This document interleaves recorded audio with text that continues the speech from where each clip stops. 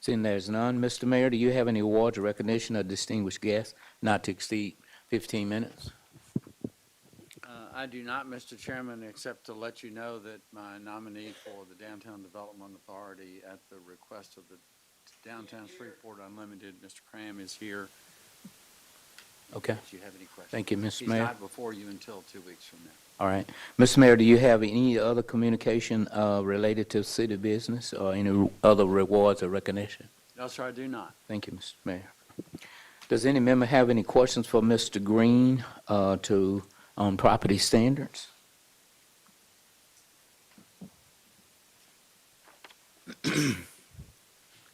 Anything for Mr. Green? Mr. Green, so we have a scheduled date for October 30th for the tearing down of the skating rink? Okay, thank you, sir. Thank you, Mr. Green. That's about all. Mr. Clark, do you have a master plan report? Yes, sir.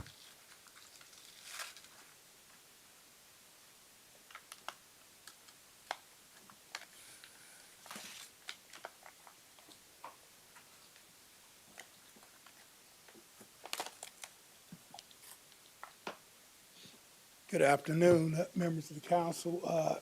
We're at a good point in the process of updating the master plan. We've gotten a contract signed by the consultant. The contract is tracking through the city system to get all of the necessary approvals through the city system. And then we will be ready to hit the ground running and never stop ever again. We're real excited about this process. We are intent on developing ways to ensure civic engagement.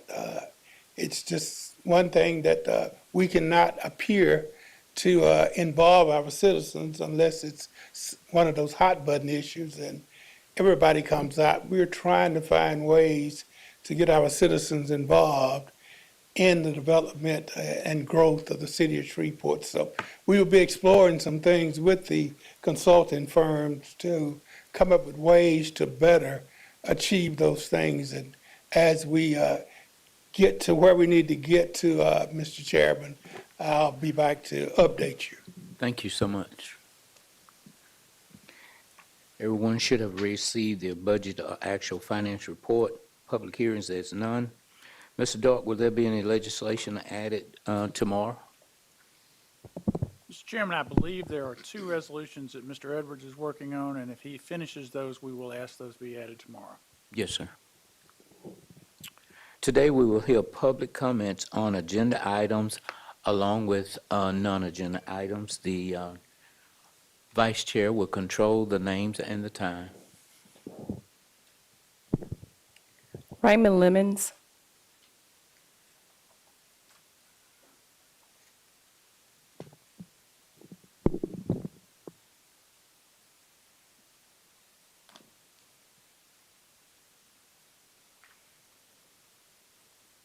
Hello, good afternoon.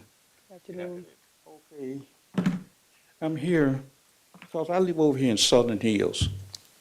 And what had happened, they rezoned Southern Hills District for the election for mayor. And somebody told me Dr. Jackson was a city councilman in District E, and someone told me Dr. James Green, he's a city council also. So when I talked to Dr. Jackson a week ago, the problem is on Mount Zion Road, there's a landfill there. And as these trucks come off of Linwood or Mount Zion Road or Kingston Road, trash is falling off these trucks and it's just going all over the street. And the trash is going up in the church lot. And we were trying to find out, is there anything we can, do about it, Because like I told Councilman Jackson, they don't have cameras over there. So cameras around the church, but we don't have no say. So when these people are just coming, sometimes some of the trucks are covered up with the trash.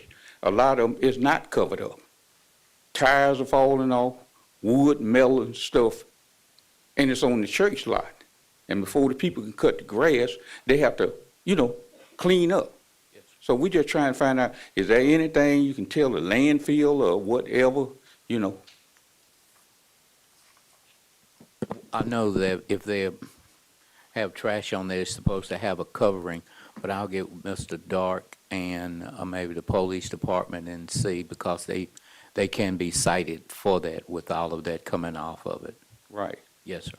And the other complaint I have over here on Kingstown place where I live at, years ago, they came and done some work over there on the street and the sidewalk.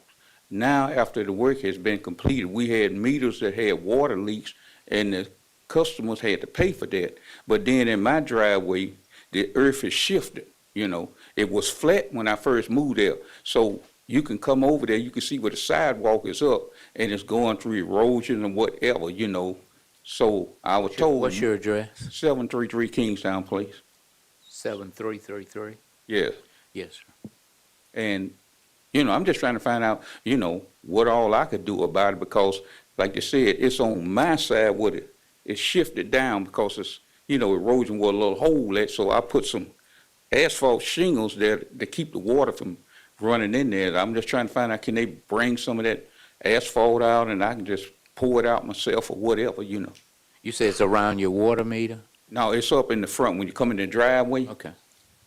Because a year ago, one of the city workers came out and he wrote the paperwork down, but nothing has happened. Mr. Norman, would you take his address and look into that for us, please? See Mr. Gary Norman back there with the shirt on. Okay, and what he told me, they were going to get back with me and make sure they take care of the problem. But that's been over a year. Mr. Gary will take care of it. Okay, then. Just talk to him, give him your address, Okay. and I can assure you that he'll take care of it. All right, thanks a lot. Yes, sir. Mr. Lemon. And you have a good day. You too. Tim Hook.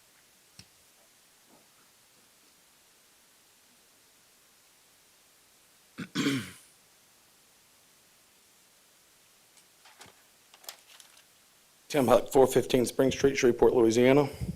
Ladies and gentlemen, I come before you today to extend my apologies for assuming that y'all cared enough about downtown Shreveport. I apologize for wasting your time sending you videos of what we've had to deal with in downtown and letting y'all know everything that's going on. I've had an enlightening moment, and I decided that I feel as though the noise ordinance is absurd. There's absolutely no reason to enforce any laws in downtown Shreveport. What we should do is not just do away with the noise ordinance, we need to do away with a lot of other ordinances. We should do away with the open container, drinking ages, occupancy capacities. We should go ahead and do away with making weed illegal or enforcing any laws. Downtown should definitely be more like the Red River, maybe turn it more like Amsterdam, the red light district, instead of a law and order establishment that is vibrant and thriving for downtown Shreveport. Let's just do away with everything. Why would we stop at one law and making sure we don't enforce when we cannot enforce anything at all? I don't know what I was actually thinking. People who decided to build in downtown Shreveport, they should have chose somewhere else to live. They should have chose a city that cares about their people. The SPD officers, guys, let's quit wasting our time and putting so many officers downtown. Let's put them in an area city that y'all care about, because obviously downtown is not one you do. Jacqueline Miller.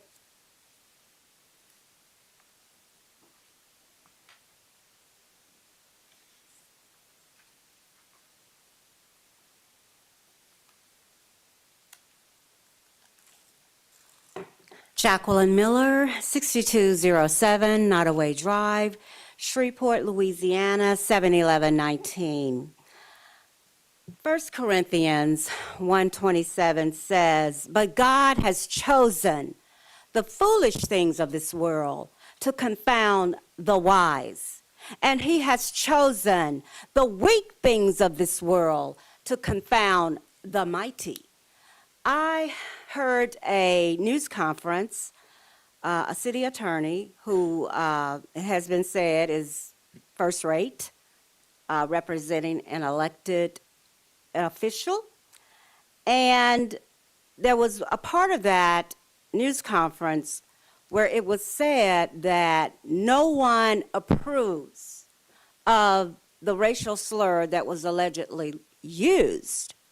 Well, I think approve is a very mild term when we look at the historical ramifications of that racial slur. It is reprehensible. It's egregious.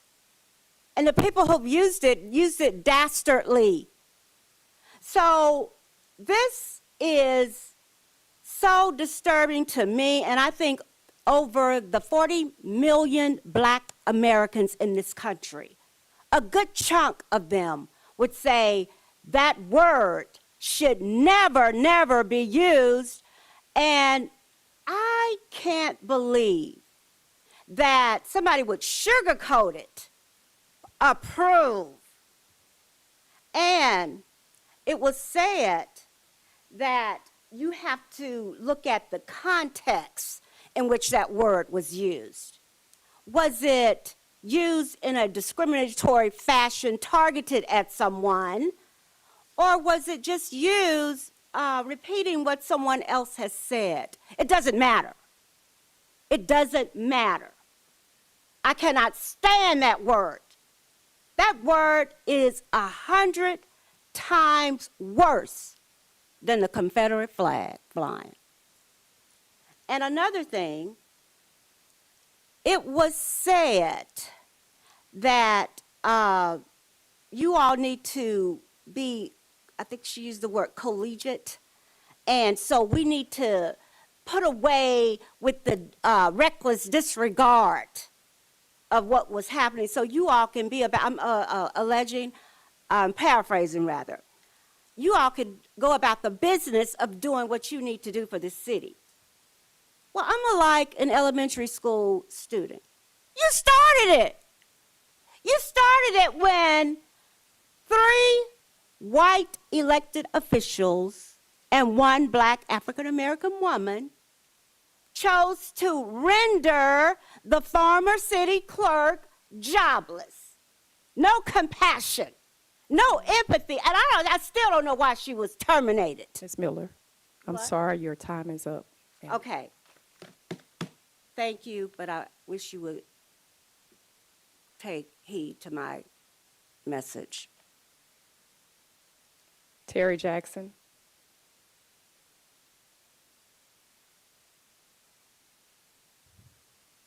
That concludes public comments. Thank you. We will have executive appointments to consider on tomorrow. There are no items on the consent agenda for introductions or to be adopted. Mr. Dark, would you proceed with regular agenda legislation? Resolution Resolution 166 of 2021 has been postponed until the next meeting. 125 acknowledges that the council has reviewed the 2022 internal municipal water pollution prevention report concerning the city's 2 wastewater plants, and the actual report has been provided to you. You will need tomorrow to withdraw, if you don't do it today, withdraw Resolution 126 because sadly that particular police canine has passed away since you introduced this last time. Let's see, 131 authorizes the acceptance of the donation of Lake Shreve Estates water system that was required by the state as a condition of them giving us a grant. Okay. Any questions or comments on any of those items? Mr. Dark, would you proceed with introduction of resolutions not to be adopted prior to November 14, 2023? Seeing there's none, Mr. Dark, would you proceed with introduction of ordinance not to be adopted prior to November 14, 2023? Ordinance 141 amends the 2023 capital budget to add almost $300,000 in state funds to a project that we've gotten a little bit of money in the past for. It's a project that it's entitled Road Improvements in District 3 because State Representative Phelps, who represents that district, has gotten us those funds. 142 actually adds about $11 million for wastewater infrastructure and $4 million for water infrastructure. This is for generators for booster pump stations and some upgrades to lift stations. This is funding that had not ever been appropriated from prior utility bonds. Let's see, 143 You will need to withdraw because that one got on your agenda inadvertently. It apparently has not been acted on officially by the MPC. It was deferred at their last meeting. 144 is one that's been discussed a good bit, but it's finally actually getting on the agenda to you. The closure and abandonment of a public dedication for the cul-de-sac at the end of King Place. This was approved by MPC. It will actually have a public hearing, I believe, at the next council meeting and cannot be adopted until then. 145 is Councilmember Jackson's version, amendment to the noise ordinance that was introduced, I believe, to change the decibel levels to a different level than from what was vetoed previously. 146, property, it's a zoning case 23-172C, property on West 70th near Fairfield Avenue. It's the zoning changes from single-family residential to R2 multifamily. I believe there's a church there, Unity of Faith Baptist, that wants to build either a duplex or a triplex there, and in order to do that, they had to get zoning approval, and they did. Are there any questions or comments on any of those items? If not, Mr. Dark, would you proceed with ordinance on second reading and final passage? 110 and 111 are the noise ordinances that were vetoed last time. 119 amends the 2023 capital improvements budget. This is the first installment of what will be several, I think, to try to appropriate some of the leftover American Rescue Plan funds. And what we've done, we originally, I think, had one where we were going to try to do all of it at once. We've come back with just one part of it. This one is for essentially parks and public buildings. There is $1 million in there for the Choice Neighborhoods Park at CC Antoine. There's $1.2 million in there to rehab the pool and put a spray ground in at Bill Cockrell. $50,000 in there to relocate the Fant Parkway Trail away from the eroded area, and $4 million for some work that SPAR desperately needs to do at Cyport Convention Center, Riverview, and City Courts. It's HVAC work at all of them, and considerable waterproofing and other things like that at City Court to make it where the building is no longer leaking. It's a total of $6,250,000. Are there any questions on any of those items? Madam Clerk, is there any table legislation to be removed from the table today? We have no property standards or ABO appeals to consider today. We have no MPC or ZBA appeals to consider tomorrow. Are there any other appeals, Madam Clerk? Are there any reports from officers, boards, and committees? Madam Clerk, is there a clerk's report? Executive session, there's none. If there's nothing else to come before this body, we're adjourned.